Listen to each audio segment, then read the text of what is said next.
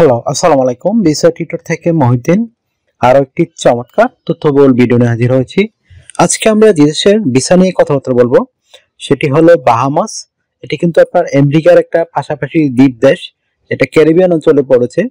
এই দেশটিতে কিন্তু আপনার চমৎকার সুযোগ রয়েছে বাংলাদেশি যারা পাসপোর্টধারী রয়েছেন তাদের জন্য। আপনি ভিসা ছাড়া এই দেশে গিয়ে ভ্রমণ করতে পারবেন, ইচ্ছা করলে বিজনেস করতে পারবেন, এবং যদি কাজের ব্যবস্থা করতে পারেন তাহলে ওয়ার্ক পারমিট নিয়ে থাকতে পারবেন। আর এখানে কিন্তু ভালো স্যালারি দেয়, এটি ভালো উন্নত দেশ। তো আপনার এখানে ডলার হিসেবে চলে। তো আপনি যদি ইন্টারেস্ট হন এই দেশটিতে আপনি ভিসা ছাড়া ভ্রমণ ভিসা যাবেন, তাহলে পুরো ভিডিওটি দেখতে পারেন, নিজে নিজে আপনি সব কাজ করতে পারবেন। তো আজকে ভিডিওতে যে টপিক গুলো থাকবে সেগুলো হলো আপনি কিভাবে বাহামাসের এই যে এই দ্বীপে যেতে পারেন, মানে আপনার কি কি ডকুমেন্ট লাগতে পারে সেই টোটাল প্রসেসটা আমি বলে দেব। তো আপনি যদি পুরো ভিডিওটি দেখেন তাহলে কিন্তু আপনি নিজে নিজে সব কাজ করতে পারবেন। তো চলো শুরু করা যাক, টপিকগুলো আমরা কভার করি। তো প্রথমে যে বিষয়টি রয়েছে সেটি হলো আপনি এই যে বাহামাসের এই দ্বীপ দেশটিতে যেতে হলে আপনাকে কিছু ডকুমেন্ট রেডি করতে হবে। বিশেষ করে আপনার হোটেল বুকিং করতে হবে, ফ্লাইট বুকিং করতে হবে, ট্রাভেল আইটিনারি রেডি করতে হবে। এছাড়া আপনার একটা ভালো ব্যাংক স্টেটমেন্ট নিতে হবে এবং একটা স্ট্যান্ডার্ড মানে সিভি ও কভার লেটার রেডি করে নিয়ে যাবেন। আর যদি আপনার কয়েকটা দেশ ঘোরা থাকে তাহলে আপনার আর কোনো ভয় নেই। আশা করি বিষয়টি বুঝতে পেরেছেন। তো চলুন শুরু করা যাক, আমরা বিস্তারিত আলোচনা করি কিভাবে আপনি ডকুমেন্টগুলো রেডি করবেন। তো হোটেল বুকিং আপনি অনলাইন থেকেই নিজে নিজেই করতে পারেন যদি আপনি প্রসেসগুলো জানেন।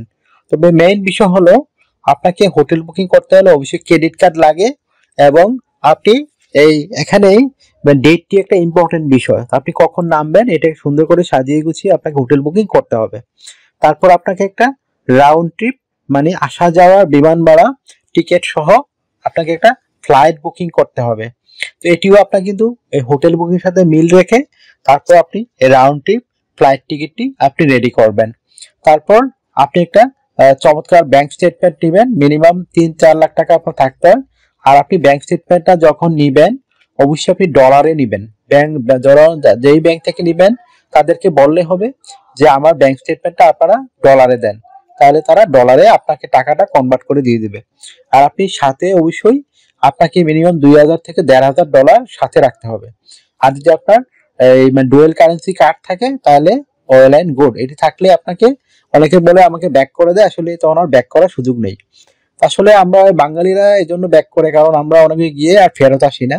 এটা হলো একটা মূল সমস্যা। এই জন্য আমাদেরকে ইমিগ্রেশনে বেশি অনেক প্রশ্ন করে চেক করা হয়। আশা করি বিষয়টি বুঝতে পেরেছেন। তো আপনি যখন আপনার ডকুমেন্ট সব রেডি করে নিয়ে যাবেন তখন আশা করি আপনাকে এই ধরনের কোনো অপ্রীতিকর সমস্যার সম্মুখীন হতে হবে না। তারপর আপনাকে রেডি করতে হবে একটা ট্রাভেল আইটেম, এটা মোস্ট একটা ইম্পর্টেন্ট বিষয়। তো আপনি ট্রাভেল আইটেম নর্মালি লিখবেন কিভাবে, সেটি হলো আপনার হোটেল বুকিং যে ফ্লাইট বুকিং দিয়েছেন সেই ডেট যে দিয়েছেন সেই ডেট অনুযায়ী আপনি কখন নামবেন কি করবেন এটা ট্রাভেল আইটেমে সুন্দর করে সাজিয়ে আপনি রেডি করবেন।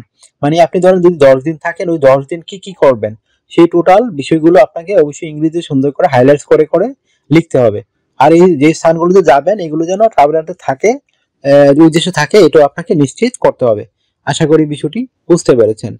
তারপর রেডি করতে হবে একটা স্ট্যান্ডার্ড মানের সিবি ও কভার লেটার। আর কভার লেটার কিন্তু ভিজিট ভিসা একটু ডিফারেন্ট টাইপের হয়, তো আপনি সেটি লিখতে পারেন ওই দেশের যে কনসুলেট রয়েছে তাদের বরাবর। তো এখানে আপনি লিখতে পারেন যে বিষয়গুলো আপনার সাথে যে ডকুমেন্টগুলো রয়েছে, কত টাকা ব্যাংক ব্যালেন্স, আপনি কি কি রেডি করেছেন, টোটাল বিষয়গুলো আপনি সুন্দর করে সাজিয়ে গুছিয়ে আপনার যে ফাইলগুলো রয়েছে সেগুলো আপনি কভার লেটারে উল্লেখ করে দিবেন। তারপর রেডি করতে হবে একটা স্ট্যান্ডার্ড মানের সিবি। তো সিবি রেডি করতে কিন্তু আপনার বিভিন্ন ডকুমেন্ট লাগে, তাহলে আপনি একটা স্ট্যান্ডার্ড মানের সিবি রেডি করতে পারবেন। তো ডকুমেন্টগুলো হলো আপনার এনআইডি কার্ড, পাসপোর্ট, আপনার একটা ইমেল ঠিকানা, ফোন নাম্বার, আপনার যদি লিঙ্কডইন প্রোফাইল থাকে, আপনার কাজের অভিজ্ঞতা, এডুকেশন ব্যাকগ্রাউন্ড সার্টিফিকেট, তারপর রয়েছে আপনার যদি সরকারি বিষয়ে ট্রেনিং থাকে আপনার কাজের উপর ভিত্তি করে, তাহলে আপনার স্ট্যান্ডার্ড সিবি রেডি করতে পারবেন। তো কিভাবে তথ্যগুলো সাজাবেন এটা একটা মোস্ট ইম্পর্টেন্ট বিষয়। প্রথমে আপনার এনআইডি কার্ড, পাসপোর্ট অনুযায়ী আপনার name, personal details, contact details add করে নেবেন। তারপর লিঙ্কডইন প্রোফাইল দিতে পারেন। আর লিঙ্কডইন প্রোফাইল আপনি যে কাজে আবেদন করবেন বা যে কাজ আপনি করেন সেই কাজের প্রোফাইল দিয়ে দিবেন। তারপর আপনি আপনার পাসপোর্ট ছবিটি দিয়ে দিবেন, আর ছবিটা যেন 3 মাসের পুরনো কোনো ছবি না হয়। তারপর দিয়ে দিবেন আপনার কাজের অভিজ্ঞতা, ওয়ার্কিং হিস্টোরি, এডুকেশন ব্যাকগ্রাউন্ড, তারপর দিতে পারেন আপনার যে রয়েছে, বিশেষ করে সফটওয়্যার বিষয়ে ট্রেনিং সার্টিফিকেট থাকে সেগুলো অ্যাড করতে পারেন। আর আপনার বিভিন্ন skill, digital skill, language proficiency, এগুলো দেওয়ার পর যদি আপনার সিভিতে পর্যাপ্ত জায়গা থাকে তখন আপনি হবি ভলান্টিয়ার কাজের অভিজ্ঞতা তুলে ধরতে পারেন। তো হয়ে গেল আপনার সিভি এবং কভার লেটার। এই ডকুমেন্টগুলো রেডি করলে আপনি ওই দেশে যেতে পারবেন।